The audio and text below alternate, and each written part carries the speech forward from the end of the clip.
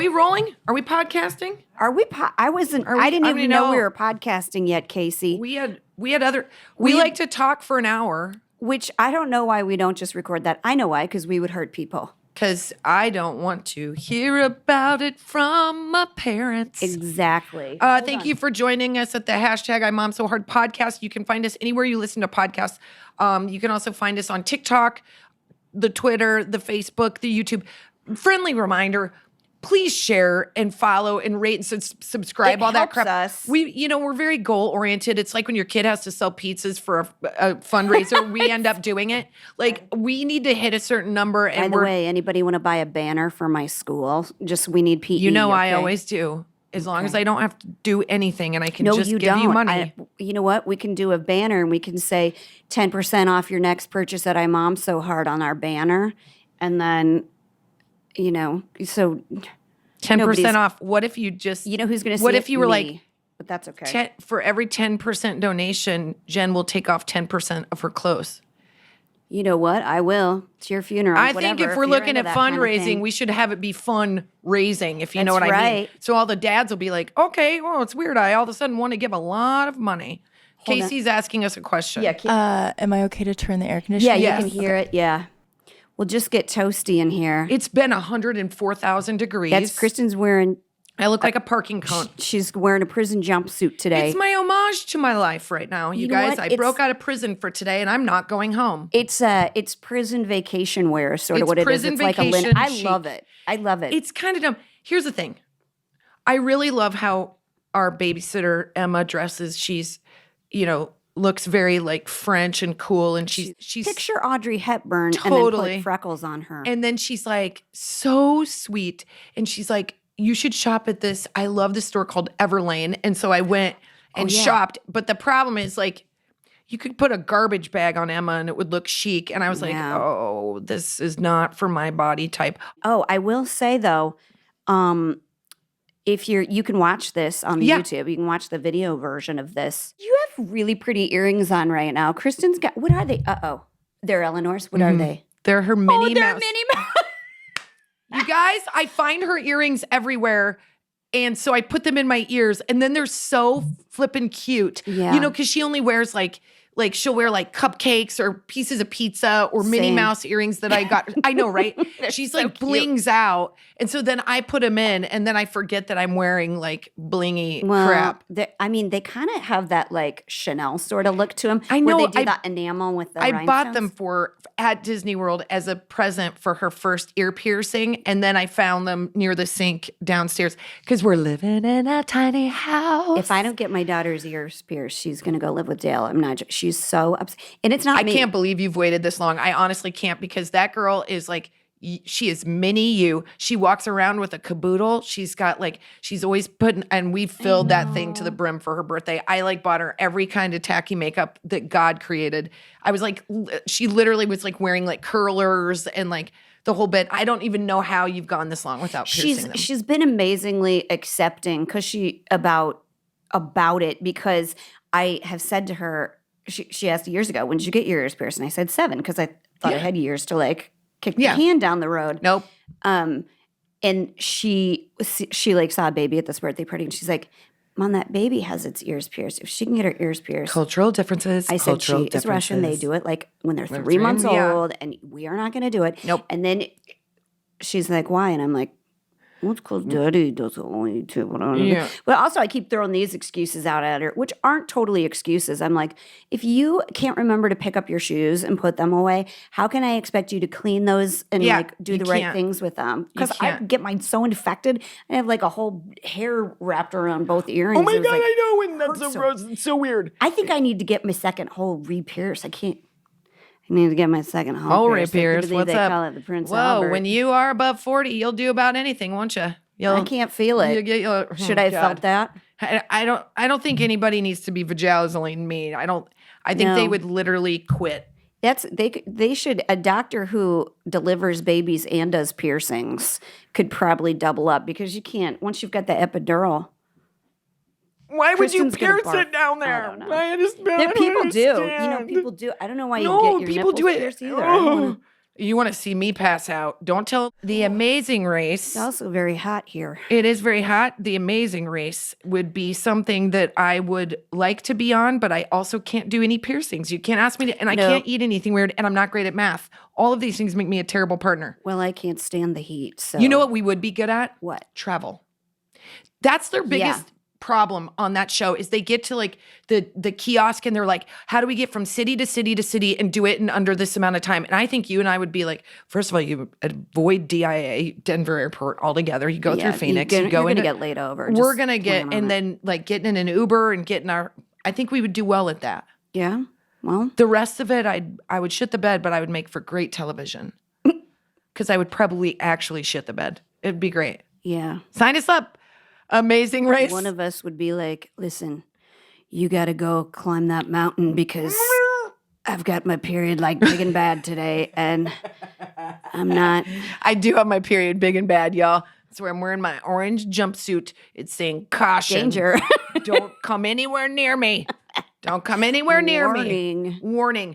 And on top of it all, I would just like to say, we've been traveling. We had a great time in Omaha doing Such a good time. We did a podcast live. Yeah, we did a podcast live, which would probably already have aired by now. Oh yeah, so it was great. It was great. It was amazing. It was so fun. We did it at the Benson Theater in Omaha. Big shout out to them. That area is really gorgeous, like, growing and beautiful. And we had a great audience, and it was so fun to take pictures with everybody. We had a good time. The rest of it was spent with my family. I'm home now, and I'm de-stressing. I'm unwinding. DJ's Dugout, which was a good time. Yeah, DJ's Dugout. I drank 14 vodka tonics. Yeah, something about a weird blue-colored 16-ouncer that felt right. Jen had a drink in front of her that was literally like as tall as her. Yeah. It looked like an optical illusion. I needed a bendy straw to Then the get second one came and I was like, well, see you later. The first one was so big and I was alarmed by it that I did share it with two people. And then the second one came and I don't remember ordering it. And I was like, I can't. You gave somebody, it to yeah. All I know is that it was so blue. I was like, if you barf that up, you're not, anything you're wearing is going to the wayside. Yeah, it's like when kids get those like really cheap cupcakes at a party and then they poop blue and stuff. Yeah, poop blue, pee blue, whatever. It's, super healthy. I'm super healthy. How are you guys doing with all of your fitness? We're doing great. Yep, I'm having coffee. So if you hear that. So on top of all the stress and everything that we're doing, God. I got a summons for jury duty. Now, I am very impressed that you didn't send. I did too about a month ago or 6 weeks ago. And what'd you do? There is a stipulation on the back that I remember when the kids were little that if you're a full-time caretaker for a child under 5, you're just out. Well, at the time, it was the middle of summer, and I didn't have help. Right. So I had part-time help, but I still had to work. So I said, I just wrote in the letter, and I said, I want to be excused because I have 2 kids. I put their ages, so I wasn't like lying or anything. And I said, they're not in school. I don't have childcare. Clearly, you're not married to somebody that goes, Kristin, it is your civic duty. Oh, shut up. I knew civic duty was going civic duty. Up. Dropping that. And you know what? He believes it. He really does believe it. He is that person. He believes. And so I'm like, I can't push for church if he can't push for jury duty. And they both feel exactly the same. Unfun. I did looser at jury duty, honestly. I did my civic duty. I was married to a cop, so that is first time around. First starter husband was a cop. But actually, that is I went into jury duty, and I like made it all the way to like the very end. This was back in Omaha, and I remember I was like, they gotta let me go. Like they can probably smell the booze on me. I was like 24. Yeah. Like I shouldn't make any decisions about anybody's property line or their criminal insanity. Nothing. Totally. And the worst part about it was I made it to like the final 15 or 16. That's hard. Yeah, no, I know. I have no idea how because I was asking questions. It was a capital murder case, which number one would have been the next like 2 years of my life probably to do this. But it was like a drug deal gone bad. Do they go well? I don't know. No. It was absolutely like a TV show, which remind me, I have to tell you about this amazing TV show that we're going to love. Okay. But so they were asking all these questions, and I know there's like this. So they had you on on a stand, and they were like, what do you call that? Like Voir dire. Voir dire? Isn't it called voir dire? Voir dire. But I thought it was also they get that thing where they can exit you without any reason. They can just look at you and go, "We would like to ask juror number 7 to leave." Whether it literally could be any. Whoa, what is that called? Yeah. My husband said he was on a jury like that. I can't think of what it's called, but he's like, there was a guy next to him that had so much like dandruff and earwax. He was like, they're gonna for sure let that guy go. And he goes, you know who they let go? Him. Was he the one with the dandruff and the earwax? He's like, what the hell, man?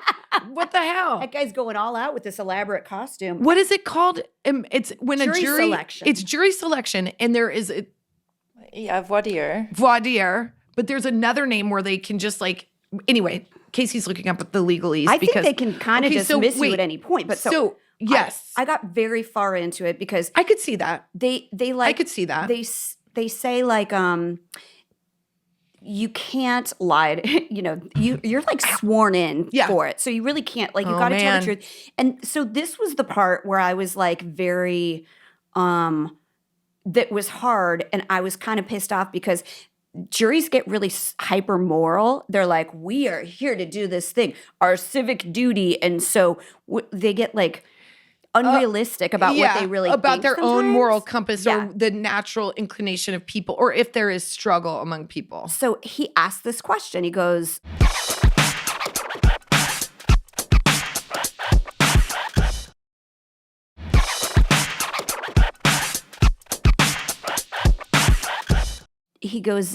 do you think that somebody who is on drugs is more likely to commit a violent crime than someone not on drugs? And I'm like, yeah, obviously. And I like, did they all go, well, you don't know. Like, no, somebody can't handle their drugs and then they don't kill people. That's the dumbest thing I've ever heard. And he was on meth. I like looked around. Oh, I would just be like, he did it. We can go home. I know. Well, I looked around. I wanted them to ask, you can't say I disagree with the death penalty too. If you do or if you don't. And at the time, I don't remember where That's I was weird. They at asked you that up at the front? No, they say it's not an issue because you're not there to You're not deciding the punishment. Actually, in capital crimes, I think that the jury can, vote for the death penalty, but it has to be unanimous. Well, I don't know where I'm getting all this. My husband's dad was a lawyer. I used to pretend to be a lawyer.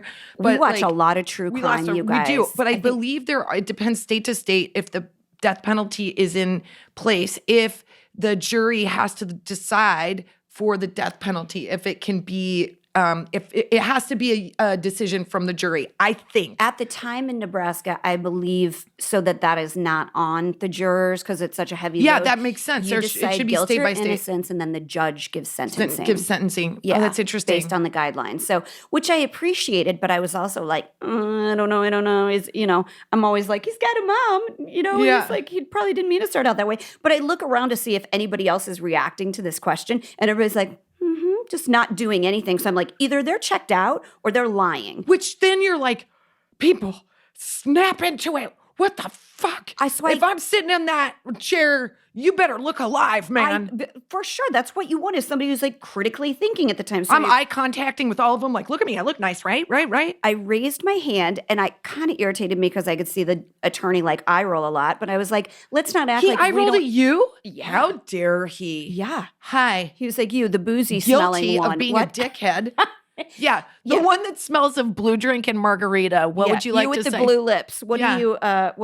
So I said, wearing the bar T-shirt. Are you asking if like me, like somebody on drugs, is more likely or less likely than me, stone sober, to commit a violent crime? They're like, ma'am, you're overthinking. Yeah, ma'am, are you stone sober? Well, but so what was his answer? He said, yeah. So I was like, then yes, I believe that somebody on drugs is more likely to murder somebody.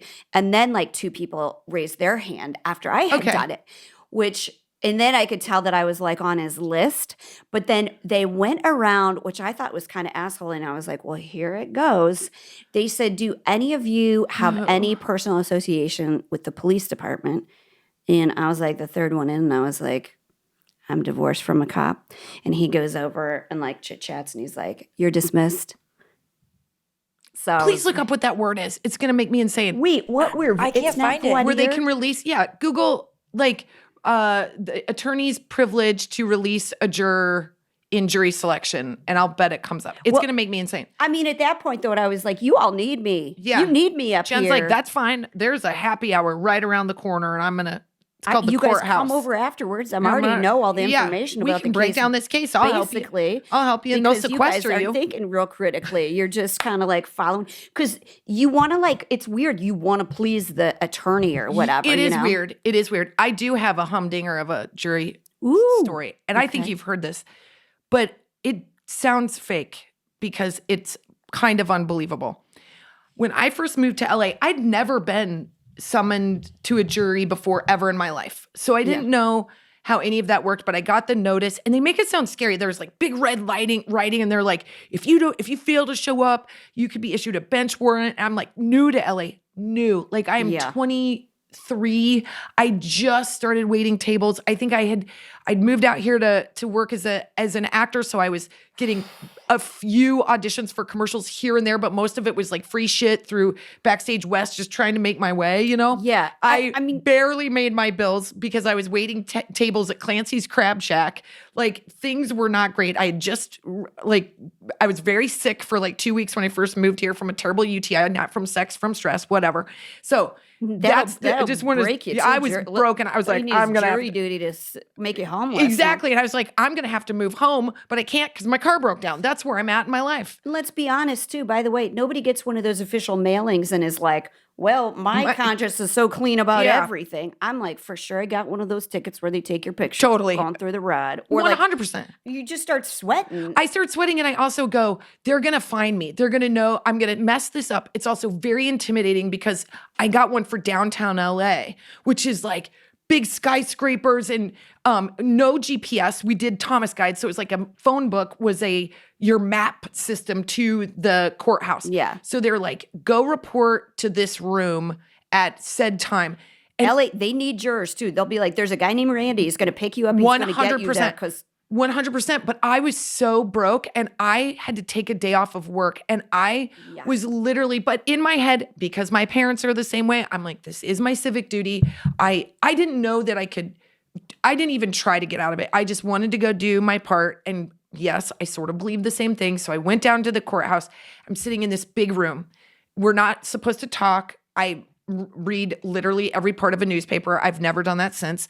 I'm in this big room and all of a sudden I realize it's Judge Ito from the OJ case. And the OJ case had happened like 6 years prior. Yeah. And it was Marsha Clark was the lawyer. Holy cow. No. Did you ask for autographs? I start sweating and also I'm like, this is a courtroom drama. Hooray for Hollywood. I'm doing jury duty in Hollywood. Whoa. And it becomes even more of that. So we go through this thing. Too eager. She's way too eager to be on this I'm like jury. shaking and vibrating. I feel like I'm going to be cast in a courtroom drama. I 100% think this is a SAG job. Do you think there'll be television cameras in here for I was this like, case? where do I keep my eyeline? I just need to know. Will this... What? Can Yeah. I What's put this my on my motivation? resume? Yeah, can I put this on my resume? So I'm like a cat on a hot tin roof. Okay, first of all, we all know I'm ADD. At the time, I'm 23, so I'm 23 and ADD. I'm a contained animal at this point. I don't know what to do with myself, but I'm looking at people that I had looked at for hours on end. Yeah. And I was such a fan of Marsha Clark. I know that's weird, but I just was watching all of this go down. So I'm eyeballing them. And meanwhile, Judge Ito is interviewing each person. And he says, can you serve on this jury today? And the fool would say, no, I cannot. And he's like, who's your employer? And he would say some like deep cut company, right? Like, Shingles 427. And he goes, oh, Shingles 427 is owned by Home Depot. And Home Depot issues 12 working days at this rate for jury duty. You are available for jury duty. Now go sit down. And I was like, oh God. So anybody who tried to ask not to be on a jury, he just shot it down and made them sit. And in my head, first of all, this is what he says. He goes, ladies and gentlemen, we will be selecting a jury today for capital murder. And this is what he said. This case is a real whodunit. Welcome said to that. Hollywood. I had read because I read that book that Vincent Bugliosi wrote, and he's like, Ito was so in love with those cameras. He was like, He made it dynamic. At least I recognized him as my other principal actor. he saw Judge Judy's making all this scratch, and he he's like, wanted in on it. You know I what? Don't blame him. Say what you want. He was a charming lead. So you know what I bet would have gotten you out of it? Go and be like, I can't serve. I got a felony warrant. No, that's not what got me out of it. I'll tell you what got me out of it. Because he told me about the case, and it was the saddest case I've ever heard. So, of course, it was a young man who was charged in the murder of his wife, and the only witness they had was a 3-year-old, and that 3-year-old is now 7, and she was going to have to testify. No. And then the man that was sitting how can there. She testify, I know. though? I had so many questions, Jen. And then the kid, he's a kid. He's like 25 years old, and he's sitting there, and he can't speak English. And so he's looking around the room like he is lost. And then he catches eyes with me, and then I make the decision that he is innocent. In my head, based on our eye contact, he is innocent. And See, I'd have been like guilty. Statistically, I know. There's no way you didn't do it. I know. man. You and I had very different opinions about the podcast Serial. Don't even get me started. Oh, yeah, We yeah, yeah. So I'm going through this line, and Judge Ito, I get to Judge Ito, and in my head, I'm like, I will serve on this case. If I am chosen, I will be the best juror this courtroom has ever seen. And then I start doing the math, and I'm like, but I will have to move back to Nebraska because I will have no money. I know. And I will go broke, and I will get bad credit, and I won't. I mean, I'm so screwed. So it gets to me, and he goes, is there any reason that you can't serve on the jury? And I started crying. And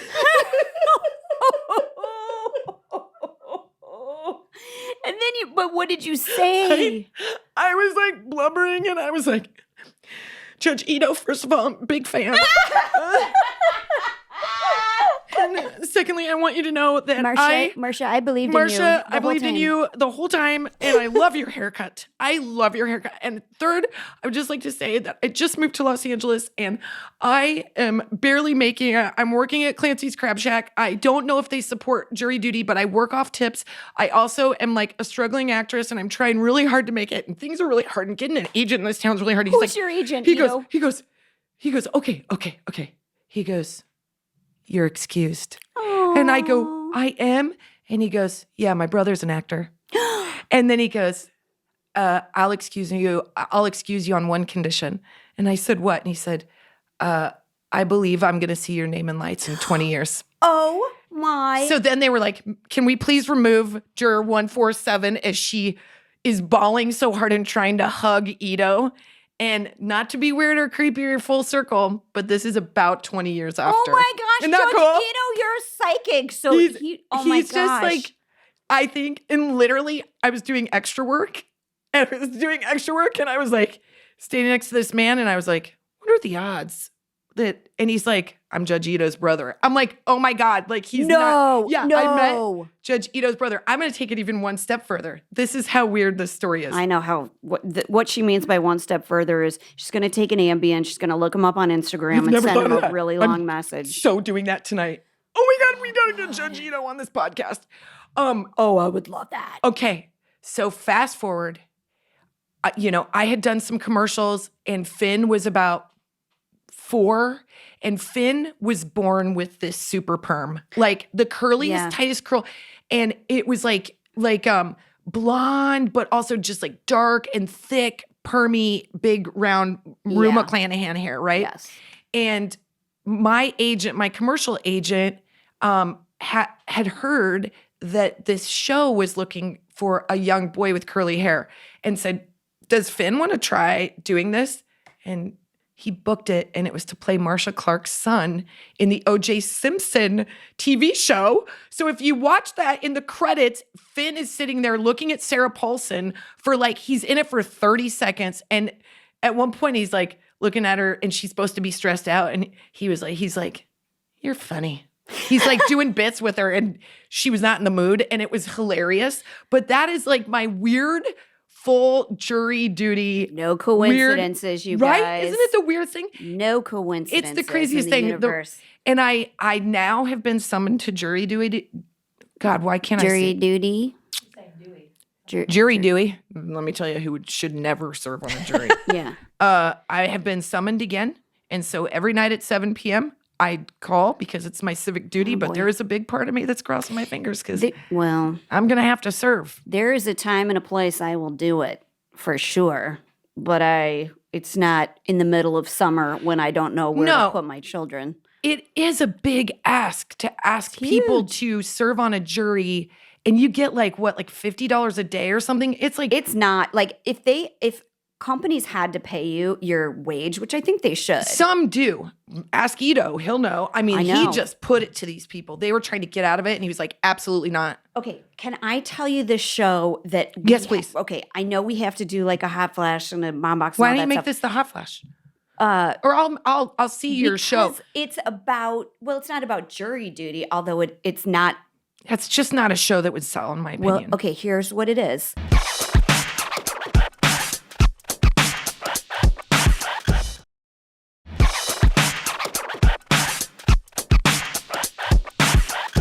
I almost could not get to sleep last night because I'm so obsessed with this now. It's called Reasonable Doubt. Yes. Have you watched it? Yes. One. So good, you guys. Okay, here's what it is. But I don't like it because then I think we've done it wrong. I'm walking around murderers and everybody's incarcerated. That's the reason why I'm like, not everybody, we shouldn't just blanket, go, well, they did it.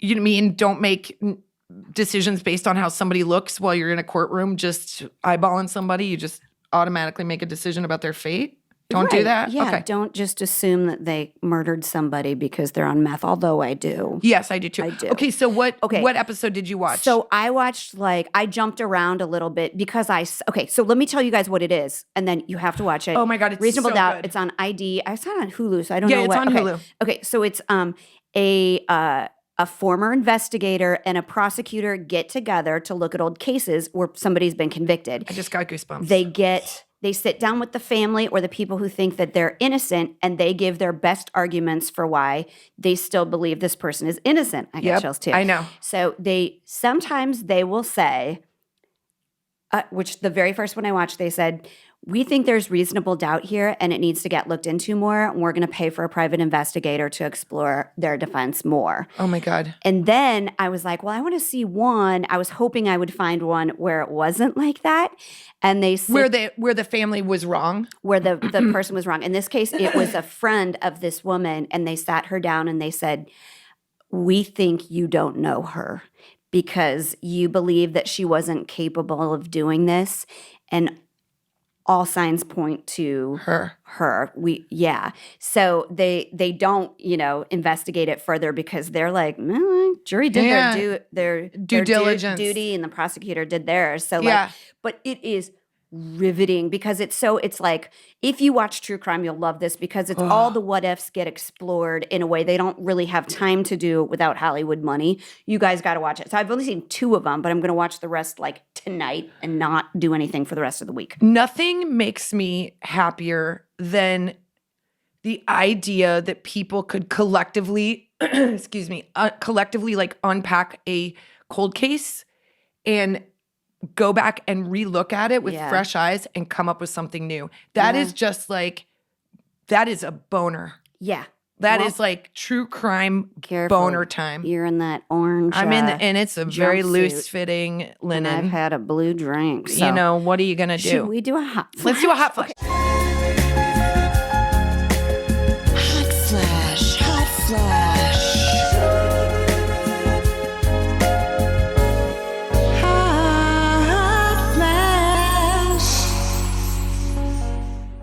Okay, so besides Judge Ito, which I think goes without saying that he's my hot flash. Yeah. I want to give a big shout out to Brendan Fraser, who's having a moment.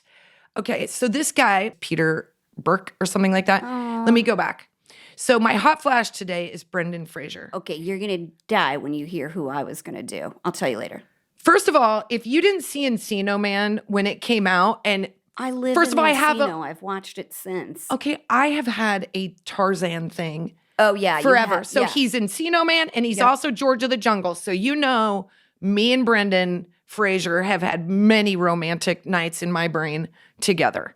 So he is so charming. He's such a good actor.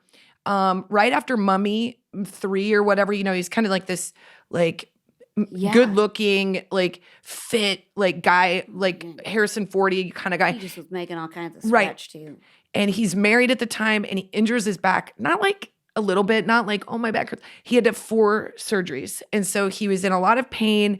And then he went to an awards night, and there was a man who's the president of the Hollywood Association Foreign Press. I'm not going to say his name because why do we need to give, you can look this up. You should look this up. You should read his name because he never copped to it, but it was a known fact that this man sexually assaulted Brendan Fraser at a party, and it really fucked him up. He like retreated. He had all the signs of trauma. He became incredibly depressed. He went through a ton of stress. He went through a huge divorce. It caused him to gain weight, and it also caused him to lose all of his hair. Like not just like male pattern baldness, like he was broken, and like he dipped out, and then all of a sudden, so while this is all happening, Darren, I'm going to say his name wrong, Aronofsky, he's a director, real hit and miss for me. Directed The Wrestler, but also directed Black Swan. Loved The Wrestler. Thought Black Swan was weird. Like, I liked it, but I was like, okay, weird. He also directed something else recently that I was like, boo. Mother. I was like, big thumbs down. But I think he's kind of a genius. Anyway, he was trying to find the lead of this movie for 10 years. And then saw this random deep cut movie that Brendan Fraser was in that was like a Brazilian movie. And he's like, there's my guy. All of a sudden, Brendan Fraser is the lead in this movie called The Whale, which I can't wait to see. And it just debuted at the Venice Film Festival. And Brendan Fraser was given a 6-minute standing ovation. Aww. And like, everybody's been rooting for him and wanting to see him okay. And like, he kind of let it all just be open. Like he looked rough. He was having a rough go. He owned it. Yeah. He wasn't flashy about it. Like, this is my journey. He was just like, I'm really having a hard time. And now and so you have to watch this 6-minute standing ovation because he is moved to tears. He is so humble. You see him like, he doesn't know what to do with himself. He's just like kind of patting his suit down and like standing there for 6 minutes. It's the most glorious thing. If you watch that and don't get a tear in your eye, I don't know. Yeah. I don't know what. Well, I always, people in Hollywood that you like fall in love with, and it's certainly him. You kind of grow up with him a little bit. Like, he's a little bit older than you. He's like the cool guy. So it's always, it feels bad for us to see them kind of like out of the limelight. You just want to know that they're doing great. That's the one really great thing about Facebook is from high school, you're like, everybody's kind of okay. That's everybody's okay. I can rest better knowing that. Yeah, that's a good case. point. Like you wouldn't be upset if he didn't want to be in movies anymore. You just want to know he's okay, and he like kind of wasn't okay. And I think that's like, it's the tragedy that I would feel for somebody that not as deeply that I knew, because you just want him to be okay, and it has to be like on all the levels for a man. It must feel even. I think it differently or harder to come out publicly about it. I think that is something that happens in Hollywood to men and it happens to women. And I don't think predators are discerning. I think they will take their shot wherever they can because they're evil. And he wasn't, I don't think he was taken care of. I think everybody acknowledges now that like he kind of came out with this in one article for GQ. He was very cool about it. Like he just said the thing that everybody needs to say if it happens, that it happened. And so then he kind of got blacklisted, and like that was just such a poor move. But now he's having this like renaissance, and he's done 10 movies in 3 years. He's going to work with Scorsese. Like he's back on. So Brendan Fraser, we root for you. We love you. Well, and I don't, that what I was saying about it being a male wasn't to like diminish it I for get what anybody you mean. Or whatever. But I think the thing is like this horrible thing happened. People are rooting for you. Yes. People want you to be okay, and they don't want you to be ashamed. Right. Because it's not. That dude should be, let's give it to that guy. He, criminal charges were never pressed against him, and I'm like, it's a litigious world we live in, so I'm not going to say his name, but he's a bastard, and like, he did damage, and I think there's other people that came forward to say that they had the same experience with him. So predator is a predator, but at the end of the day, Brendan Fraser like is proof that like take it day by day, things can get better, things will get better, and I do believe like the people sort of spoke out and said, we want him. We want to see him. Where is he? Yeah. And if you get a second to go look at that video, do it. Yeah. Okay, do you have a Well-deserved. well-deserved Encino Man? And thank you for that, Brandon Fraser, on behalf of anyone who's gone through that shit. Yeah. Thanks for being brave and telling your story. I am going to Absolutely. talk about a real dumb asshole right now. Okay, great.